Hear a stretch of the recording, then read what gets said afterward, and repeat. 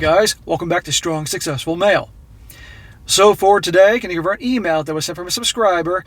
This is from a young guy. He's in his early 20s and he's in school, and he shares his story about this situation he had with his girlfriend, or shall I say his ex-girlfriend.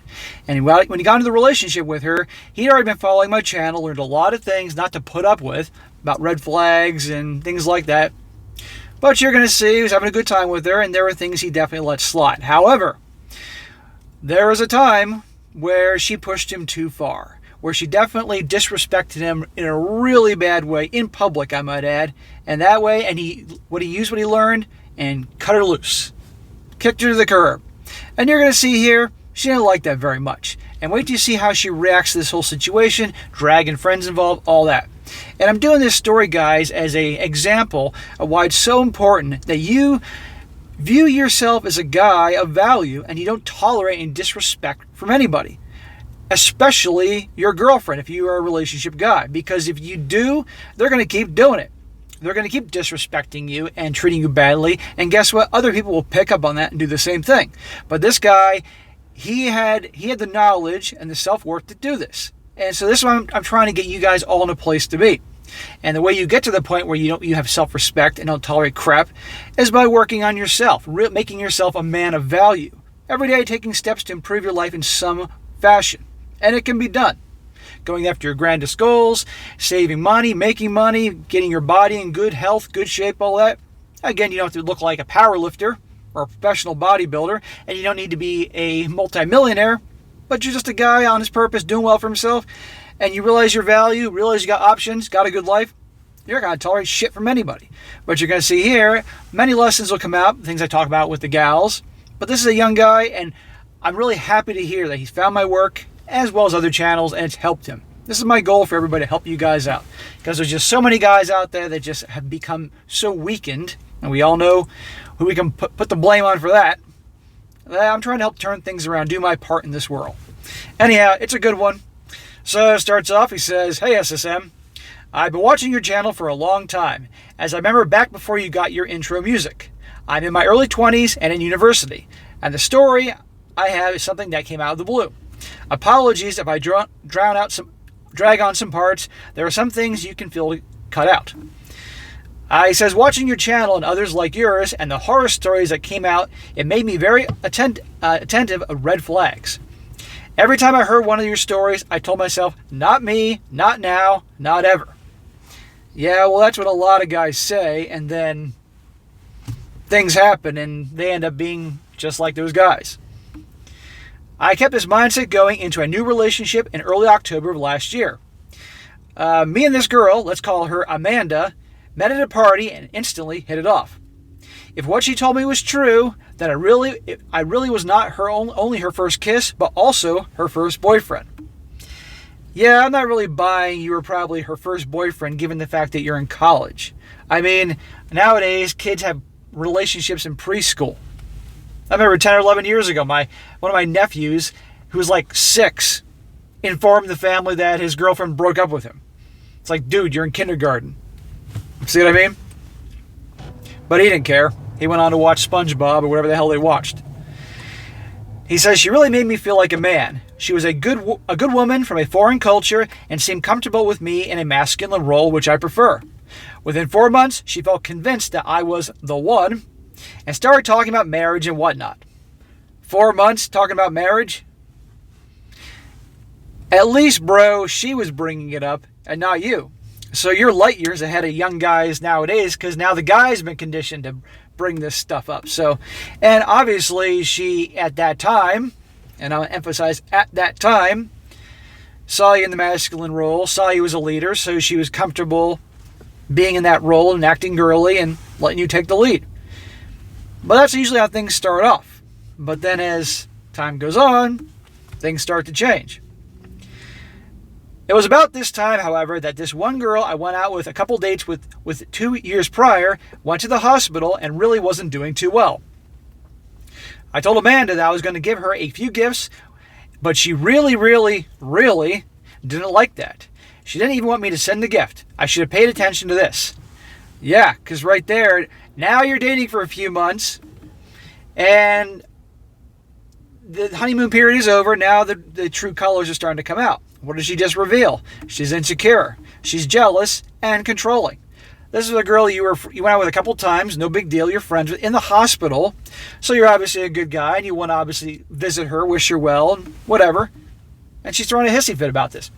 I wouldn't have let that slide. I'd say, look, babe, she's an old friend. Yeah, we went out a couple times. Obviously, nothing happened, but I want to see how she's doing. Nothing more, and I would have went anyway, because that's what a leader does.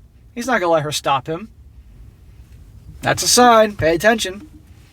I wouldn't quite say that's a moment to end the relationship, but that's definitely a major red flag to pay attention to put on the list of her in probation.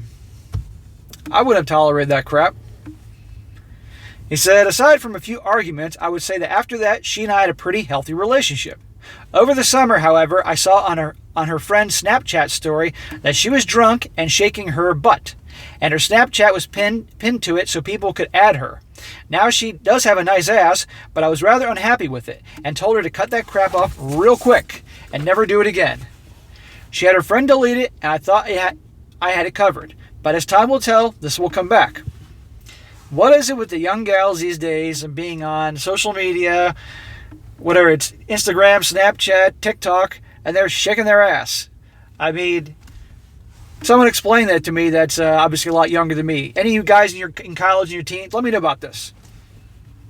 Yeah, good for you. Don't tolerate that crap. And again, here's the question. Why is she doing that? What I tell you about social media, attention and validation? It's like a plant needing water and sunlight. They cannot function without it. And it's conditioned in today's world. I mean, I had a client not too long ago. I've been scaling back the clients as my YouTube business has just gone through the roof. And she was young, mid-20s, and she has her Instagram account. And I said to her, one day I said, hey, she offered to let me take some pictures for my personal training Instagram account. And I said, sure. And then afterwards I said, hey, would you like me to tag you, or would you like to have it you can put on your Instagram? But she didn't want that, because in her view, her Instagram was like this status symbol, and a picture of her doing boxing training didn't meet with her when she was showing herself to the world, if you will. It was stupid. But nowadays, that's people's like status symbols, like their own credit, like social credit or something. Anyway, I'm obviously getting old here. It says here, when school started, we hung out a lot. One time I went to shower and she went on my phone, where she found a nude in a conversation with a different girl from over 2 years ago. This lady was my friend, and we had no romantic contact since that. And I deleted all others, but simply forgot about this one. I don't know if I buy that, bro. This girl sent you pictures. You managed to delete all of them except for one. Now, she shouldn't have been on your phone. And that's another major red flag right there. But if she sees this on your phone, what do you think she's how do you think she's gonna react? She's gonna think you have something going on, even if it's obviously shown from 2 years ago. It's gonna make her question these things. For your relationship guys out there, don't have pictures of former girls you dated or whatever on your phone. That's gonna start a whole bunch of drama.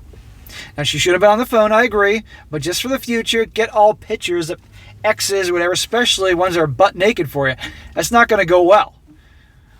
He says here, Amanda was really mad and said, get away from me, you know what you did. I was thoroughly confused even after she explained, but I talked her into coming to terms that I had a life before her. As I would come to learn, though, women often love bringing up the past of long dead issues. Dude, you have no idea. Memory like elephants. You forget to take out the trash one day, and 20 years later, your wife is still bringing it up. Those of you who've been in very long-term relationships know what I'm talking about. In late September, we went to her best friend's party. Let's just say that her best friend is a certified city girl, if you know what that is.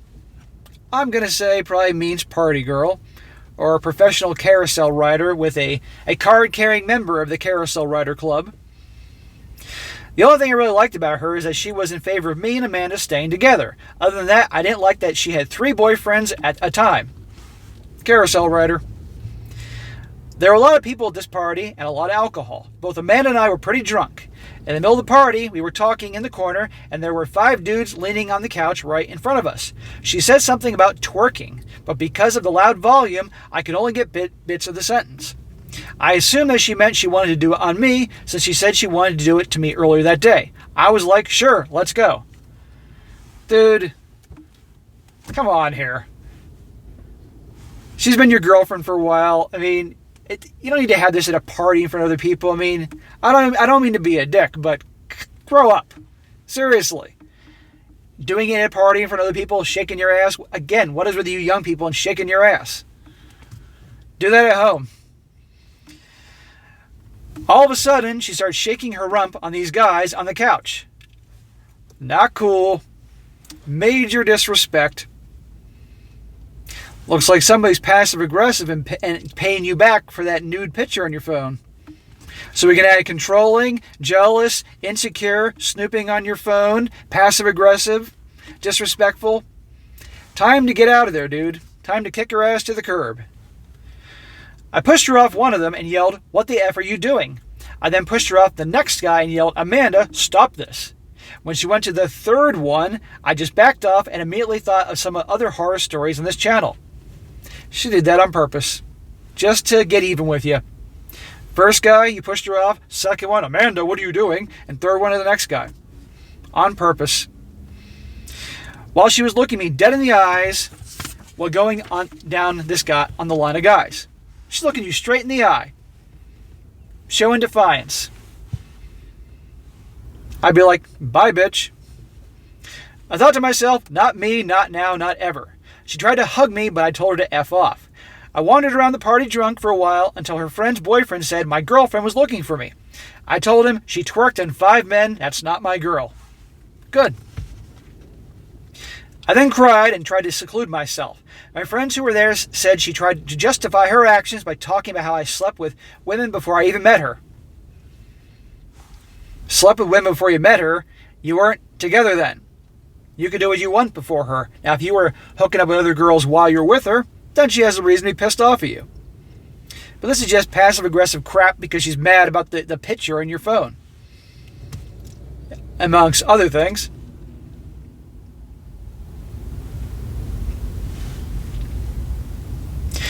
She then went into my car where I was crying and berated me for having women on my phone, having relations before we even met, and trying to give a gift to a girl whose life I was worried about. See? Passive-aggressive. No accountability for her actions.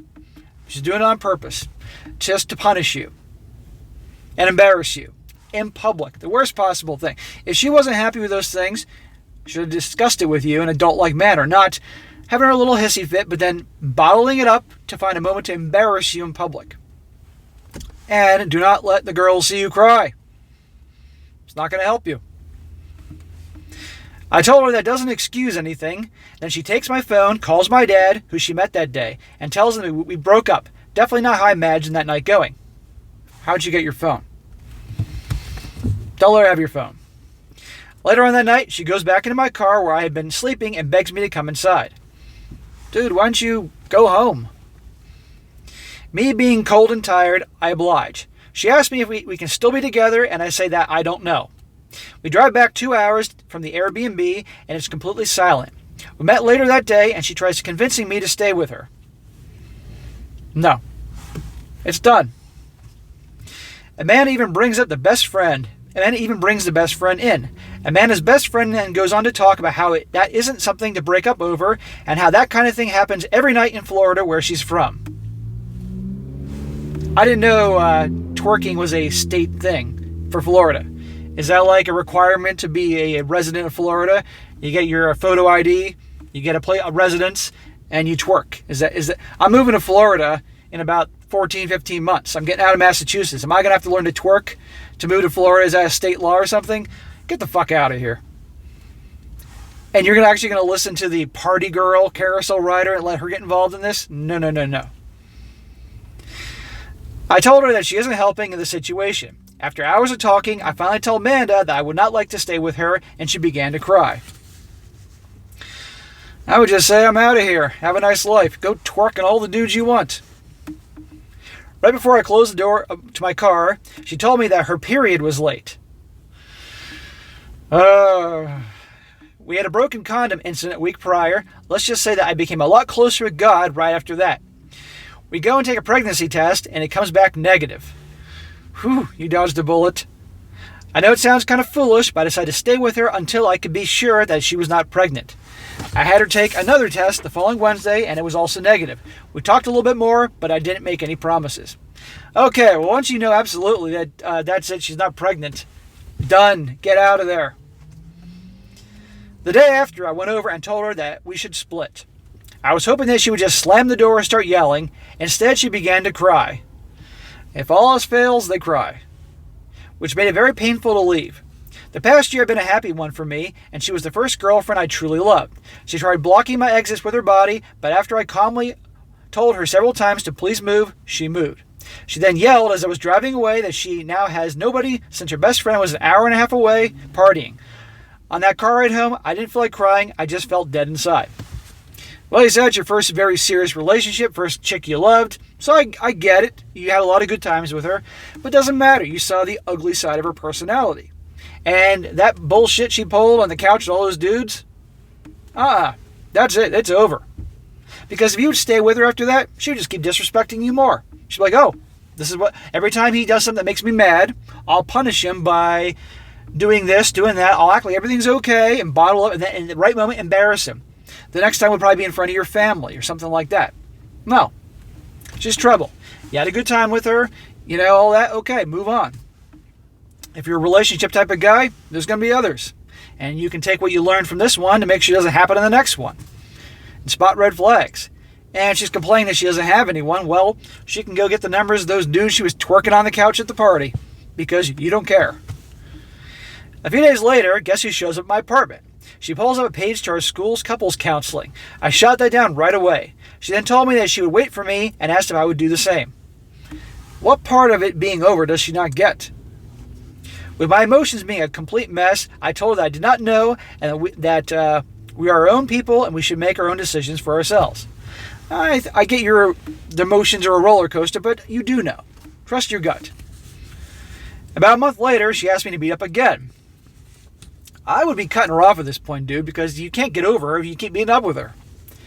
She talks about how she thought what I did was not cheating, about how I messed up by doing all the stuff she talked about before, and how I like women's pictures on Instagram and have women on my Snapchat. She then told me that she would like to be no contact forever, and I was like, okay, whatever.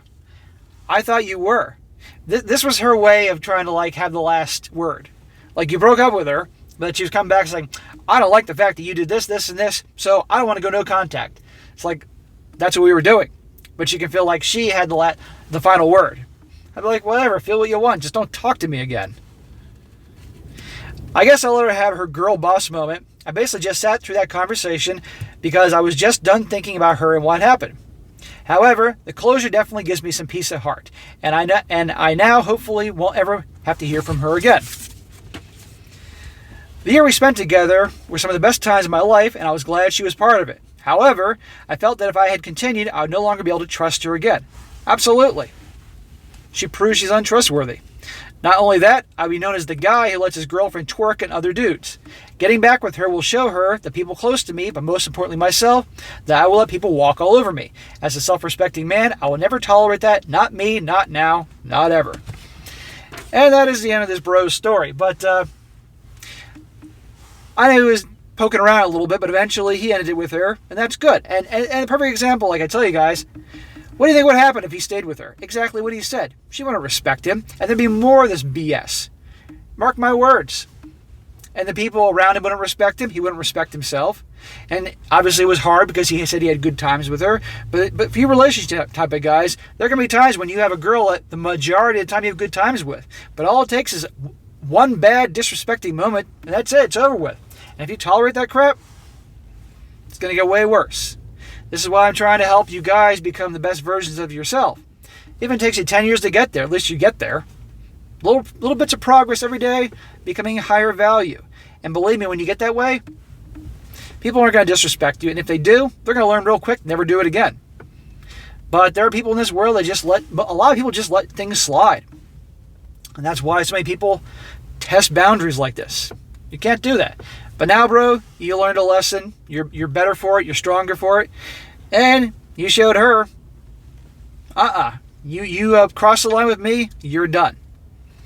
Whether she thinks twice about this in the future, who knows? But then again, who cares? She's not your problem. But she gets back in touch with you, which, given how things usually are, I would pretty much guarantee you she's going to get back with you at least one time. She's going to message you out of the blue. It could be on your birthday. It could be on Christmas Day, New Year's Day, whatever the hell it is. She's going to reach out to you. Do not get into the temptation in a moment of weakness, or maybe add some drinks and engage in conversation with her. Don't do it. Don't waste your time. I would ghost her. I'd block her. You don't need that. And move on. But she will contact you. Guaranteed, bro. All right, guys, that is it for today. Be sure to comment down below and let me know what you think about this. And be sure to like the video, share with your friends, and subscribe. And I'll catch you next time.